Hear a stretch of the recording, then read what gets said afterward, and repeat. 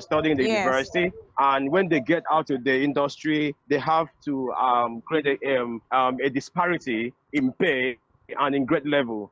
To me, that will actually bring a kind of demotivation at the workplace, which may affect productivity, and that is why I seems to actually be I seems to actually step my feet in the right direction with the litigation in place. Okay, with the legislation in the government ministries, when you are entry workers in the government ministries, we have to see BSc being placed on the grade level of 8, while the HND guys being placed on the grade level of 7. Mm. And these guys actually have the same competency and the same skills, kind of enforcement, the kind of strong legislation that could actually blast off the barrier between the HND and the BSc dichotomy. But Okay. before we actually get to legislation, we have to also address some systemic issues. The first issue I want us to actually look at would be issue of first and foremost philosophy and issue of psychology of these two programs.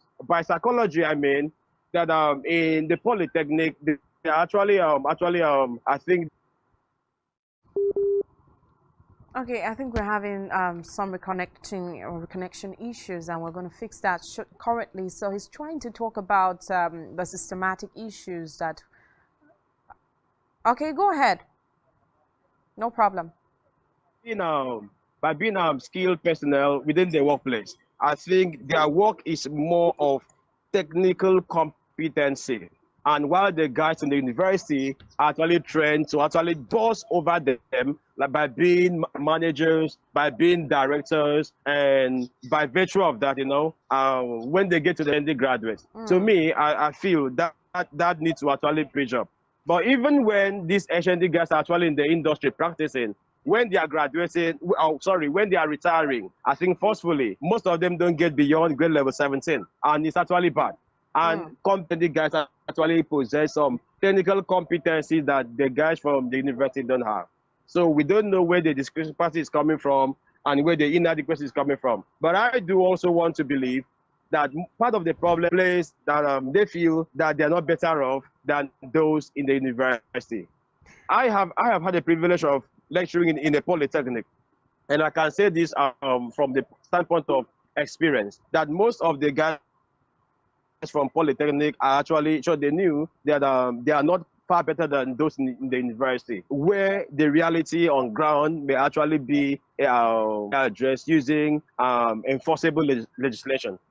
Okay, thank you so much. I know as it stands currently that bachelor's holders offered in universities are ranked better than the entry Above level. Oh 17, yeah, above okay, 17. above. And at the entry level in the civil service, polytechnic graduates are placed on level 7, while universities are placed on level abolished. And NATO President Dominic Eduatan said that this should actually come to stand. I know that since 2006, the government has attempted. White paper was released on both subject matters. Some people are thwarting the implementation of the recommendations of that particular issue.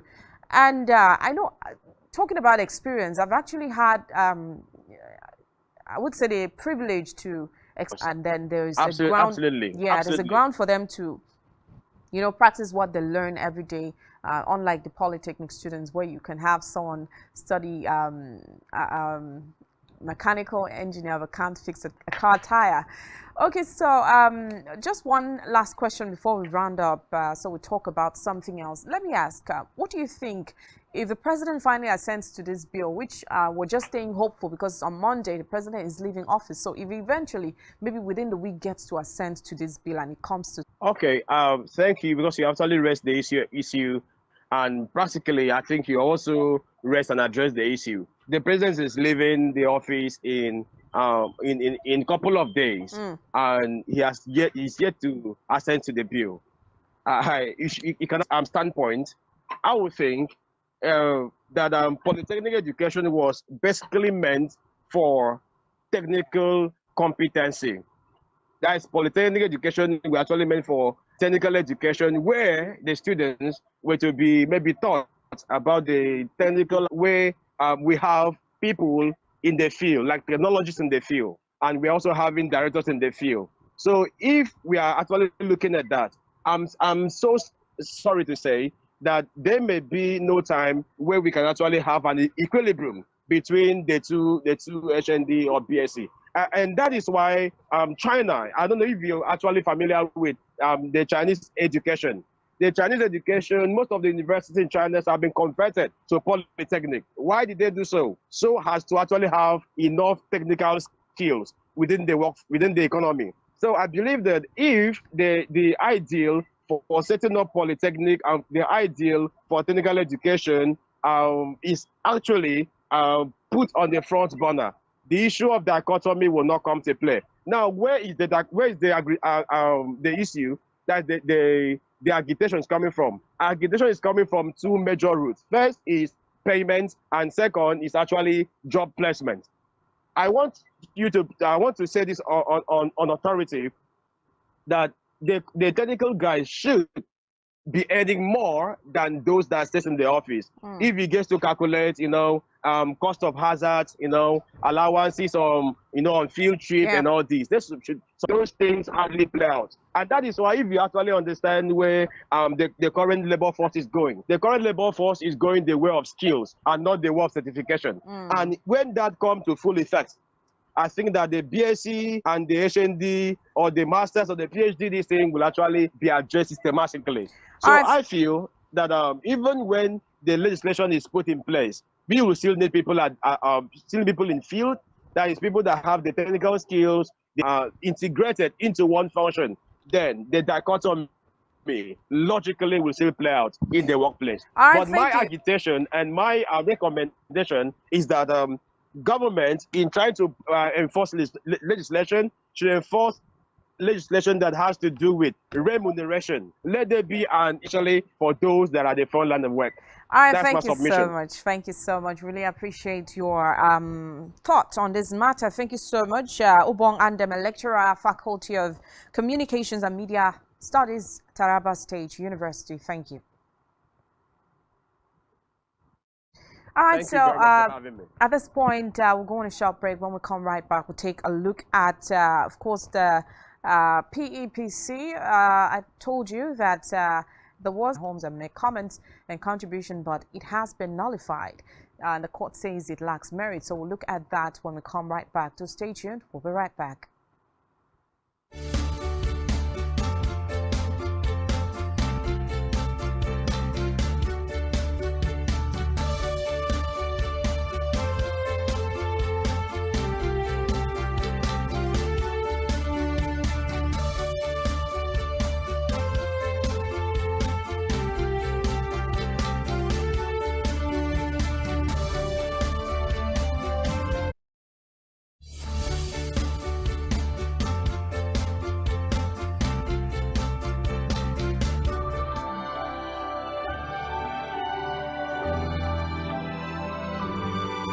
We're back as promised to talk about what went on in court today. The chairman of the Presidential Election Petition Court, Justice Haruna Samani, has dismissed the application for live coverage of court proceedings at the 2023 Presidential Election Petitions Tribunal sitting in Abuja today. The justice said the application by the People's Democratic Party, PDP, and the Labour Party lacked merit. Don't forget that the presidential candidates of the People's Democratic Party, PDP, Atiku Abubakar, had filed an application on May 8 for an order elections. But Justice Haruna, the chairman of the Presidential Election Court, has rejected the request for live coverage of the court proceedings. During the hearing in Abuja today, Justice Samani stated that the application submitted by both the Labour Party and the PDP lacked justification. So that is what we're taking a look at now, and we've been joined live by first a quick one. The presidential election. Oh, thank you so much. The presidential election petition court has rejected a request filed by the PDP and Labour Party for live coverage of the court proceedings. I know that well, some of us may have predicted that this is coming. This is going to turn out this way. Are you they may not want the entire world to see the arguments, the evidence given, and down what application or not. So that's what I think. But on a second, we want to add that we need transparency process. Well, do you think it would have gone the opposite way if it was a request, following the body language of the court, right? Do you think it would have gone a different way if the request had come from INEC and maybe the opposition APC? I don't want to insinuate an open mind about this thing. If that application had come from INEC, it was granted, but I will grant that request if it is, if it plans to be very honest. Okay, I think we're having some network glitches, and we're going to try to fix that. Good evening. Can you still hear us, Barrister Clifford Thomas? That out. Well, I know that the request for a live broadcast by the opposition were to clear the doubts that may have gone through the minds of Nigerians owing to, I would say, the nature of the case in court and, of course, the Nigerian judiciary as well. And will a ruling of this kind not further strengthen the view of those who see the, would I say, suspects that, that Nigerians had in the court? That is my greatest fear. Because having turned down and party and PDP, Nigerians would want to suspect that because it was done behind closed doors. That's why it happened. I think the judiciary just shot itself in the leg by not entire proceeding. It's a minus for the judiciary for whatever reason. It has nothing to do with sentiment. It has everything to do with reason that they should have granted that application. But for not granting that has been lost. You know, Barrister, I think it's they were the one thing should be made live, but for the fact that INEC also if that opposed, okay, to ask, should INEC or does INEC have the right to, or do they have a need to even oppose such prayers in court? If not want to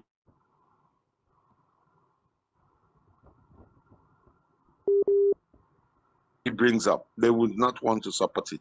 But for whatever reason, I would have expected that INEC should APC. And APC stands to gain the favorable judgment of the tribunal. But it wouldn't have won, as it were, the goodwill of the people. But if they had allowed it to be televised live, they would have. And then people will be able to say, yes, we saw this petition. To me, the petition was very important. Let me ask, what is your fear in all of this drama? I mean, this is not the older generation, older times where you need to send a mail to or you need to write a letter and mail it to your relative or loved ones abroad. This is a kind of age where you can sit at the comfort of your home and you want to talk to someone like I'm talking to you right now. It's a new age where doing a live broadcast of proceedings in court wouldn't be a problem. It shouldn't be. Doing a live broadcast is the most reasonable to get things done right. What you should do is also promote transparency by allowing the broadcast live. Once it is broadcast, and it did not happen. So except they have something to hide, then they would go ahead to actually oppose and fight it, and it's possible to ensure that it doesn't work the way the entire. Hello? Yeah, can you still hear me? Yes, I can hear you very well. Okay, Loud and clear. I know that many times I keep saying that the political, would I say, happenings in Nigeria, not just political happenings. I think a lot of things in Nigeria are predictable. Like the 2023 elections, the outcome, the processes were predicted, by many Nigerians and even people outside Nigeria. But this time, I think people just wanted to give it, give everything a benefit of doubt that, oh yeah, though we predict, but let's just hope that this time we are going to get things right. And it turned out as predicted. But I think the judicial system is something that we shouldn't predict. It should be something that should come out based on, I think, justice. Okay, it should be based on merit. So for the presidential election petition court to say that the application by the People's Democratic Party and the Labour Party lacked merit. Let me ask, in law terms, what does this really mean? When the court tells you that a particular petition lacks merit, it means that's what it means. Well, if peradventure at the end of the judgment it turns to favor the PDP or the Labour Party, what do you think will be the fate of the APC? If what happens? If at the end, let's just assume it turns out to favor either the PDP or the APC, what do you think would be the fate of the APC? Well, they contested, and where Nigerians or electorates participated, they will retire from government. After all, they got it from the PDP, and they should not be afraid of the political party. But let the right thing be done. Let the right thing be done. Okay. I would have expected, as part of the right thing, let us have a transparent and open.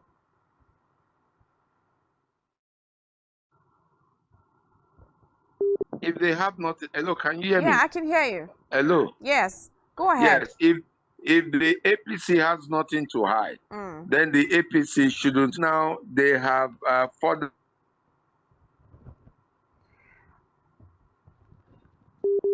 Okay. Of whatever thing they call victory, and it is a very sad thing.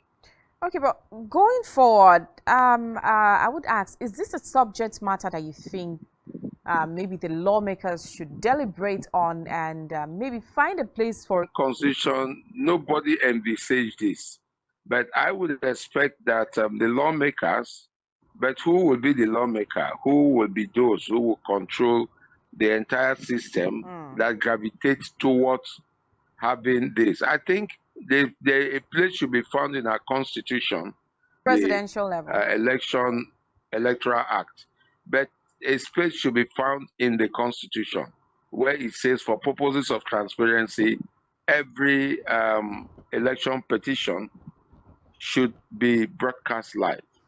There should be live telecast, and parties should be able to come in with their own camera crew to film the proceeding. But the military court, the court martials are better.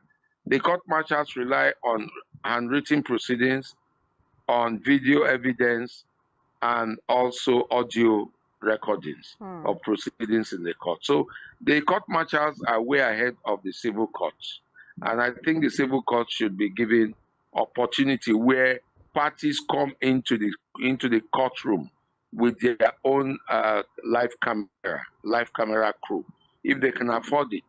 But they should record video evidence, audio evidence, and handwritten evidence. It will help the court better. But I don't know what the courts are trying to hide. We have made this proposal to the chief judge of Akwa Ibom State, but she said money was the problem. But I would have expected that at the national level, the Federal High Court, the Court of Appeal, the Supreme Court, and state high courts, that we should have CCTV and cameras that are recording proceedings. That way it would have helped us. Okay, Barrister, it's quite funny when I hear that things like this that are so important to, we're having hazard allowance for some politicians, we're having medical fees. We're having lots of these fees that could even be slashed a little from all subjects, right? I think it's funny to you as well. Okay, to close this subject, will this ruling in any way hamper the likely outcome of the court proceedings or the entire petition, proceedings? Well, Nigerians, a lot of Nigerians have adopted the position of fatalism to say, let what will be independently of the suit before the court. But that is their fears. But is their fears justified? I wouldn't know. I think time will tell. Let us believe that the judiciary will do an excellent job of being objective and independent. But the fears right now with what has happened today is that we may not get a just judgment. Even if we get a just, you said things like this happened. I mean, for even the electoral umpire, which is supposed to be now, independent. The electoral umpire would ordinarily want to support whoever they declared as the... They stay neutral. Why didn't they just not come into the whole issue? Why didn't they say, okay, fine? No, they must come to answer. They must come to court to answer as to what were the foundations used, what were the documents used, agreed on to be used, the Electoral Act, what were the stipulations from the polling unit, did you transmit them? Other persons have argued that it was not so, so they must come and answer to the procedure they used, whether it was in tandem with what they had agreed they will use. And number two, they must also shot themselves in the leg by giving Nigerians, making Nigerians to believe that Nigerians will not get justice, will not see justice in what is happening. That's why I'm still appealing to Nigerians, please, and those drone technologies might be used. Whatever technology could help us capture the proceedings without necessarily going into the court. They are saying they don't want live telecast from the court. They didn't say to oppose it. From my mind, I'm speaking as a person now. I don't know what law gave them powers to oppose it, but if you are not comfortable with the outcome of a particular process, you have to oppose it. And that is, thank you, Spectrum Television. All right, so at this point, I'd like to say that, of course, the judiciary is the hope of the common man. So what can we say? We have to lay our hopes high and, like our guest says, give them a benefit of doubt that we are going to have a credible judgment from the court. So let's just keep our hopes high and hope it comes out perfect as we are hoping or we envisage. So at this point, I'd like to say that we are closing the curtains for today on the program, but not to worry, we'll be here again tomorrow to talk about topical and trending issues in politics.